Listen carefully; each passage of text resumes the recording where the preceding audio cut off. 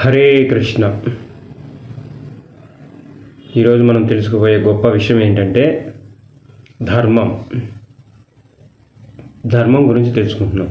అసలు ధర్మం అంటే ఏంటి? మనలో చాలామంది ధర్మం గురించి రకరకాలుగా బోధిస్తుంటారు. ఎవరు? శాస్త్రాలు తెలిసిన వాళ్ళ గురించి మాత్రం కాదు, మన సొంతంగా ఎవరి ఇంటికి వాళ్ళ సొంత ధర్మాలు గురించి చెప్తుంటారు. మా పురాతన కాలం నుంచి మా వాళ్ళు ఇలా చేస్తున్నారు, మేము ఇలాగే చేయాలి, ఇది మా ధర్మం అంటుంటారు. అలాగా రకరకాల వ్యక్తులు. ఉదాహరణకి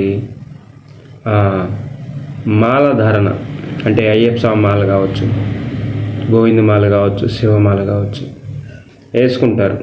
వాటి యొక్క నియమాలు శాస్త్ర ప్రకారంగా అయితే తెలుసుకొని వాటిని ఆచరించడం పక్కన పెట్టేసి వాళ్ళ సొంత ధర్మం చెప్తారు. ఇది మా వృత్తి ధర్మం అండి అంటారు. ఏంటి ఆ వృత్తి ధర్మం? మాంసాహారాన్ని అమ్మడం, మాంసాహారాన్ని ఏంచి ఆ యొక్క వాసన పీలుస్తూ దాన్ని అమ్ముకొని దాని యొక్క డబ్బులతో జీవనాది గడపడం. అంటే జీవిని హింసించి దాని యొక్క రక్త మాంసాలను అమ్ముకొని దాని యొక్క ప్రాణాలని తీసేసి వాటి ద్వారా వచ్చిన డబ్బుల్ని తో భగవంతుడికి సేవ చేసుకోవడం, వాళ్ళు ప్రసాదం తినడం, వాళ్ళు జీవించడం. ఏంటంటే ఇది మా వృత్తి ధర్మం అంటారు. అది వాళ్ళ సొంత ధర్మాలు అనమాట. అంటే ఎవరి ఇంట్లో వాళ్ళు సొంత బుక్కులు రాసుకొని ఉంటారు. అసలు ధర్మం గురించి చెప్పాలంటే నీ ఇంట్లో వాళ్ళు కూడా చెప్పకూడదు, నా ఇంట్లో వాళ్ళు చెప్పకూడదు, భగవంతుడు చెప్పాల. ఇది భగవద్గీత, భగవంతుడు చెప్పినది. ఇది సాక్షాత్ శ్రీకృష్ణ పరమాత్మ చెప్పినది. ఇందులో ఉంటుంది ధర్మం గురించి. నువ్వు నేను చెప్పేదంతా ధర్మం కాదు. మన పెద్దవాళ్ళు చెప్పినారు, మా చిన్నవాళ్ళు చెప్పారు, మా పక్కింటి వాళ్ళు చెప్పారు. మానవుడు చెప్పేది ధర్మం అయిపోదు. సాక్షాత్ భగవంతుడు చెప్పిందే ధర్మం అవుతుంది. దీన్ని పట్టుకొని మనం ఆచరించాలి. ఇందులో ఏముందనేసి. సరే, ఇప్పుడు ధర్మం గురించి వద్దాం. ఇది 4వ యుగం, కలియుగం. ఫస్ట్ యుగం వచ్చి సత్యయుగం. సత్యయుగంలో 4 పాదాల మీద నిలబడిందంట ధర్మం. ఎందుకంటే అప్పుడు ప్రతి ఒక్కరు నిజాయితీగా జీవించారు. 4 పాదాల మీద ఎందుకు నిలబడిందంటే 4 విషయాలు వాళ్ళు ఆచరించారు. అందుకే అది 4 పాదాల మీద నిలబడింది ధర్మం. 2వ యుగంకి వచ్చి 3 పాదాల మీదకి వచ్చింది. 3వ యుగంకి వచ్చి 2 పాదాల మీదకి వచ్చింది. ఇది కలియుగం. 1 పాదం మీదే ఉందంట ధర్మం. అందుకే కాస్తో కీస్తో మనం అందరం ఉన్నాం. ఆ పాదం కూడా ఇరిగిపోయిందంటే మొత్తం సునామీ వచ్చి నాశనం అయిపోతాం, ప్రళయం వచ్చి. ఇంతకీ ఏంది ఆ 1 పాదం? నిజాయితీ అనే ఒక ధర్మం అనే ఒక పాదం మాత్రమే ఉందంట. అది కూడా ఎట్లా ఉందంట? కుంటుకుంటూ నడుస్తుందంట. ఆ నిజాయితీ కూడా అంత పరిపూర్ణంగా లేదంట. అది పరిస్థితి. ఇంతకీ ఏంది ఆ 4 పాదాలు? ఆ ధర్మం అంటే ఏంటో తెలుసుకుందాం. మన వైష్ణవులు శుద్ధ భక్తులు ఇస్కాన్ ఆచార్యులు తెలియపరిచారు. అది నేను బుక్లో రాసుకొని మీకు ఇవాళ చదువుతూ వివరిస్తాను. ఓకేనా? హరే కృష్ణ. అయితే ధర్మం ఏంటి అంటే మొదటిది దయ, 2వది శుభ్రత, 3వది నిజాయితీ, 4వది తపస్సు. ఇవి 4 పాదాలు. వీటిని 4టిని ఆచరిస్తేనే పరిపూర్ణంగా ధర్మాన్ని ఆచరిస్తున్నారు అని అర్థం. ఇవి సత్యయుగంలో ఆచరించారే తప్ప తర్వాత యుగంలో క్రమక్రమంగా తగ్గుతూ కలియుగానికి వస్తే లాస్ట్కి నిజాయితీ అనే ధర్మం నిలబడింది. అది కూడా పరిపూర్ణంగా లేదు, కుంటుకుంటూ ఉంది. అంటే కాస్తో కోస్తో ఉంది.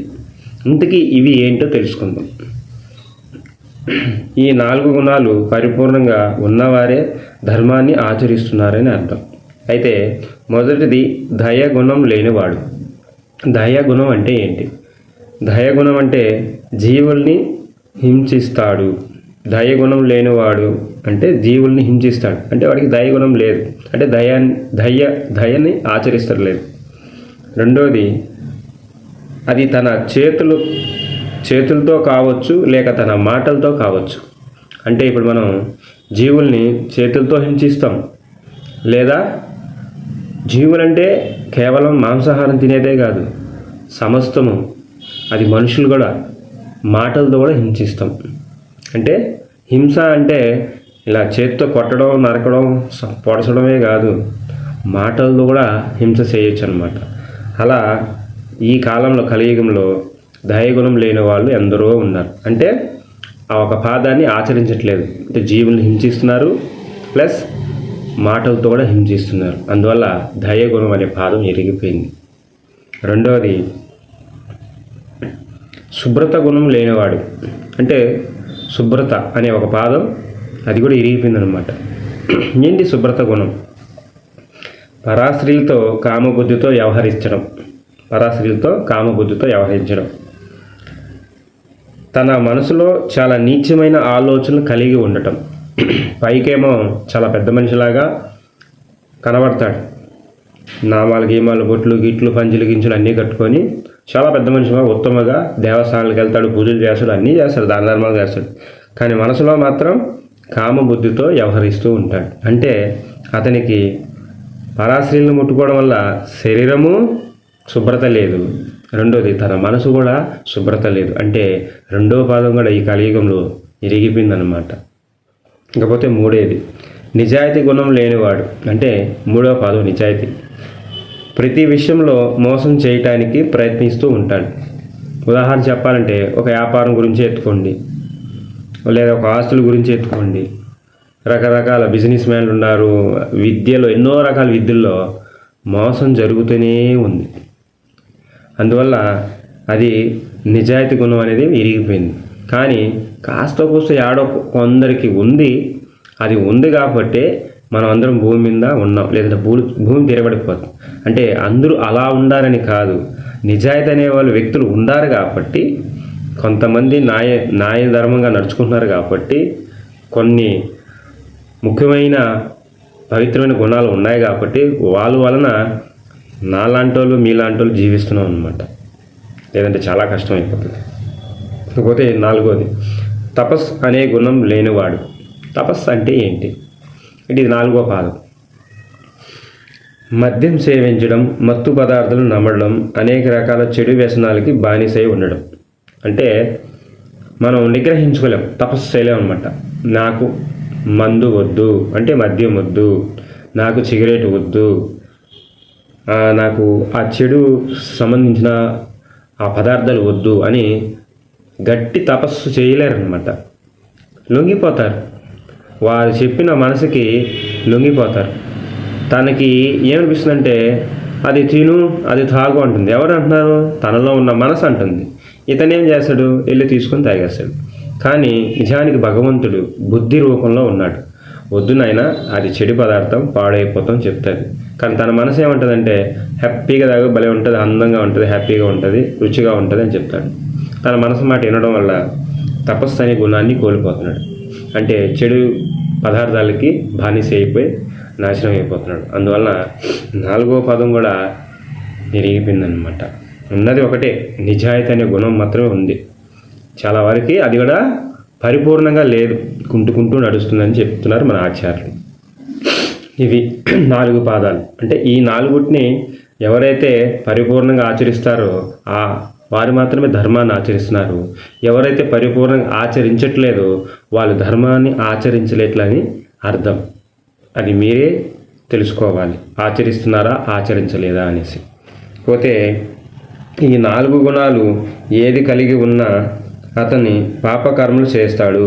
అంటే ఈ 4 గుణాలు ఏవి కలిగి ఉన్నా, అంటే ఏంది కలిగి ఉన్నామంటే దయగుణం లేకపోవడం, శుభ్రత గుణం లేకపోవడం, నిజాయితీ లేకపోవడం, తపస్సు లేకపోవటం. ఇలా లేకపోవటం వల్ల అతను పాపకర్మలు చేస్తాడు.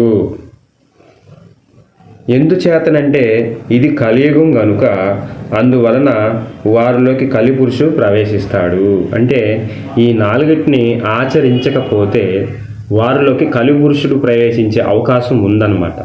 ఎందుకంటే అతనిలోకి దూరే అవకాశం ఉంది. ఎందుకంటే అతనిలో భగవంతుని యొక్క తేజస్సు, ఆయన యొక్క చైతన్య పవరు తగ్గుమొహం పడిపోతాయి. చెడు కర్మలు చేస్తున్నాడు కదా, అంటే దయగుణం ఉండదు, జీవులు హింసిస్తాడు, మాటలతో హింసిస్తాడు, మాంస రక్తాల్ని పిక్కొని తింటాడు, శుభ్రత ఉండడు, పరాస్త్రీలను ముట్టుకుంటాడు, మనసులో కామబుద్ధితో వ్యవహరిస్తూ ఉంటాడు, పెద్ద మనిషిలాగే ఉంటాడు. మళ్ళీ నిజాయితీ ఉండదు, మొత్తం స్వార్థమే, నాది నా వాళ్ళు అనే ఫీలింగ్స్, మోసం చేస్తూనే ఉంటారు. తపస్సు ఉండదు, ఏది పడితే అది తినేయడం, నమిలీయడం, తాగేయడం, ఇలా ఉండడం వల్ల అతనిలోకి కలిపురుషుడు ప్రవేశిస్తాడనమాట. భగవంతుని యొక్క తేజస్సు అతనిలో ఉండదు.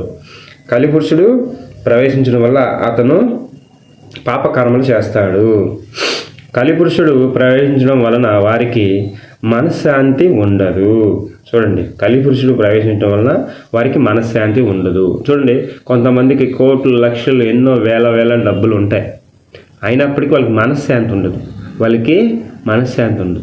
ఎందువలనంటే వాళ్ళు కలిపురుషుడు ప్రవేశిస్తాడు. ఎందుకంటే వాళ్ళు పాపకర్మలు చేస్తున్నారు కాబట్టి. ఉండదు. ఎప్పుడు దుఃఖానికి లోనై ఉంటారు. అన్నీ ఉన్నా సరే దుఃఖిస్తూనే ఉంటారనమాట. ఇతరులకి కూడా దుఃఖాన్ని కలిగిస్తారు. చూడండి, వీళ్ళ వల్ల ఇతరులకి కూడా దుఃఖం కలిగిస్తారు. వీళ్ళకి దుఃఖం కలుగుతూ ఉంటుంది, దాన్ని ఏంటంటే ఇతరులకు కూడా వీళ్ళు దుఃఖాన్ని కలిగిస్తారు. ఎందుకంటే నీ వల్ల ఇలా జరిగింది, మీరు లేకపోతే నాకు బాగుంటుంది, ఇలా రకరకాల వేరే వాళ్ళ మీద నిందలు వేసి వాళ్ళని కూడా దుఃఖాలను కలిగిస్తారు. చేసేదేమో వీళ్ళే పాపకర్మలు, ఎదుటి నిందిస్తుంటారు అనమాట. ఇక మనం తెలుసుకోవాల్సిన విషయం ఏంటంటే, ముఖ్యమైన విషయం, పూర్వం సత్యయుగంలో మానవుడు 1,00,000 సంవత్సరాలు జీవించేవారు.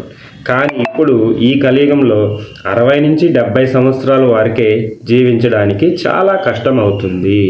ఎందుకు? పూర్వంలో సత్యయుగంలో 1,00,000 సంవత్సరాలు జీవించేవారంట, చాలా ఆనందంగా జీవించేవారంట. ఇప్పుడు 60-70 సంవత్సరాలు జీవించడానికి చాలా కష్ట పరిస్థితి వస్తుంది. ఎందుకు? అప్పట్లో వాళ్ళు ఈ 4 నియమాలు ఆచరించారు, అంటే ధర్మాన్ని ఆచరించారు కాబట్టి వాళ్ళకి మనశ్శాంతి ఉండింది. ఏమీ లేకపోయినా సంతోషంగా ఉన్నారు, అన్నీ ఉన్నా సంతోషంగానే ఉన్నారు. అడవిలో ఉన్నా ఆనందంగా ఉన్నారు, ఇంట్లో ఉన్నా ఆనందంగా ఉన్నారు. ఉదాహరణకి దానికి సత్యయుగం అంటే మన రాముడినే తీసుకోండి, ఎంత ఆనందంగా ఉన్నారు అంటే ఆ యుగంలో ఆయనకి కోట్ల ఆస్తి ఉన్నా విడిచిపెట్టేసిన ఆనందంగా ఉన్నాడు, కోట్ల ఆస్తుల్లో ఉన్నా ఆనందంగానే ఉన్నాడు. ఆయన ఎప్పుడూ దుఃఖించలేదు. అంటే సత్యయుగంలో ధర్మాన్ని ఆచరించారు కాబట్టి వాళ్ళందరూ ఆనందంగా ఉన్నారు. ఈ కలియుగంలో మనం ధర్మాన్ని ఆచరించట్లేదు కాబట్టి, అంటే ఈ 4 నియమాలే ధర్మం ఆచరించట్లేదు కాబట్టి మనం అన్నీ ఉన్నా దుఃఖిస్తున్నాం, మనశ్శాంతి లేదనమాట. అందుకే 60-70 సంవత్సరాలు జీవించడానికి చాలా కష్టమైపోతుంది. మరి పూర్వం సత్యయుగంలో మాత్రం 4 నియమాలు ఆచరించేవారు కాబట్టి వారు 1,00,000 సంవత్సరాలు ఆనందంగా జీవించేవారు. ఈ కలియుగంలో 4 నియమాలు ఆచరించడం లేదు కాబట్టి నిరంతరం దుఃఖానికి త్వరగా మరణిస్తున్నారు.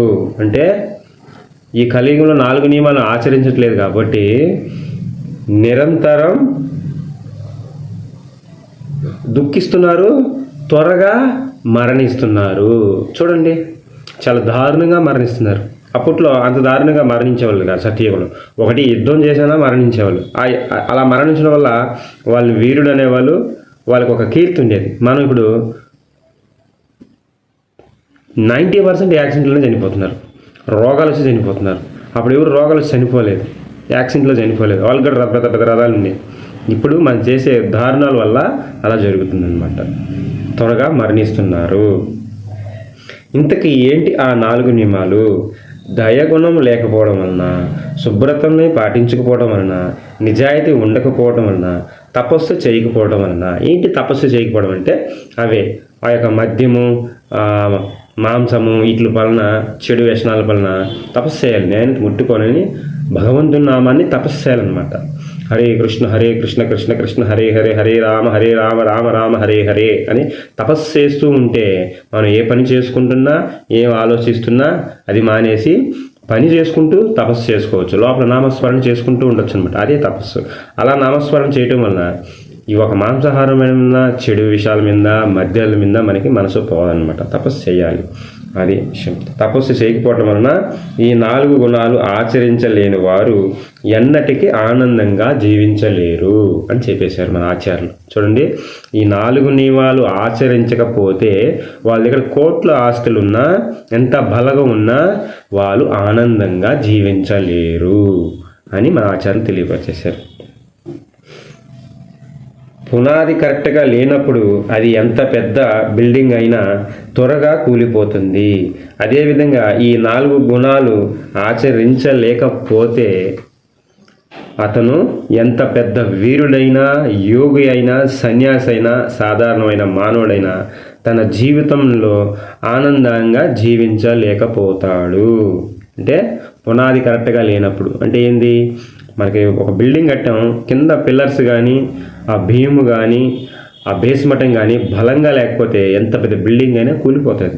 అదేవిధంగా మనం ధర్మం అనే ఒక 4 స్తంభాలు పునాదిని మనం పర్ఫెక్ట్గా పరిపూర్ణంగా ఆచరించకపోతే మనం ఎంత పెద్ద వీరుడైనా, యోగి అయినా, సన్యాసి అయినా, సాధారణ మానవుడైనా తన జీవితాంతం ఆనందంగా జీవించలేడు అని తేల్చేశారు.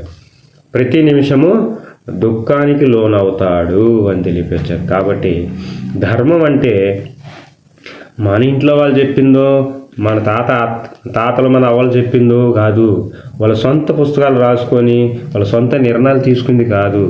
సాక్షాత్ ధర్మం అంటే ఆ శ్రీకృష్ణ పరమాత్ముడు భగవంతుడు చెప్పిందే ధర్మం. దాన్ని మనం ఆచరించాలి, దాన్ని మనం పట్టుకోవాలి. అది ఎక్కడుంది? ఈ యొక్క భగవద్గీతలో ఉంది. ఎప్పుడు చెప్పాడు? కొన్ని వేల సంవత్సరాల కిందటే భగవద్గీత గురించి అర్జునుడికి చెప్పారనమాట. ఎందుకు చెప్పారు?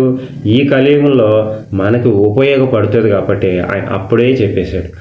మూలాన్ని పట్టుకోవాలి తప్ప మధ్య మధ్యలో ఉన్న పిలకలను పట్టుకోకూడదు. మనం మధ్య మధ్యలో ఉన్న విషయాలను పట్టుకొని వాటిని పట్టుకొని ఊగులేడుతున్నాం, అవి తెగిపోతాయి. మూలాన్ని పట్టుకుంటే ఎన్నటికీ తెగం, చివరికి గమ్యాన్ని చేస్తాం. కాబట్టి ధర్మం గురించి ఎవరన్నా బోధించినా సొంత బోధనలు చేయకూడదు. అది నేనైనా మీరైనా మన ఇంటి పూర్వం ఇలా చేసేవాళ్ళు, అలా చేసేవాళ్ళు, మేము అలాగే చేస్తాం, ఇది మా ధర్మం అని ఎవరికి వారి ధర్మాల గురించి వివరించకూడదు. ధర్మం భగవంతుడు మాత్రమే నిర్ణయించాలి, ఆయనే చెప్పాలి. ఎందుకంటే ఆయనే మూలం, ఆయనే అన్నిటికీ కారణం. కాబట్టి ఆయన ఏం చెప్పాడు? అన్నిటికీ మూలం నేనే అన్నారనమాట. అందుకే భగవంతుడిని మనం ఆశ్రయిస్తే, ఆయన ఏ ధర్మాన్ని చెప్పాడో దాన్ని మనం ఆచరిస్తే మనం పరిపూర్ణంగా ఆనందంగా జీవిస్తాం. మళ్ళీ ఈ యొక్క భూమి మీద కర్మల కోసం జన్మించి ఆ యొక్క పాప కర్మల్ని మళ్ళీ చేస్తూ హీనంగా జీవించాల్సిన అవసరం లేకుండా ఆ 4 నియమాల ధర్మాన్ని ఆచరిస్తే మనం ఖచ్చితంగా భగవంతుడి దగ్గర చేరుకోగలుగుతాం. హరే కృష్ణ.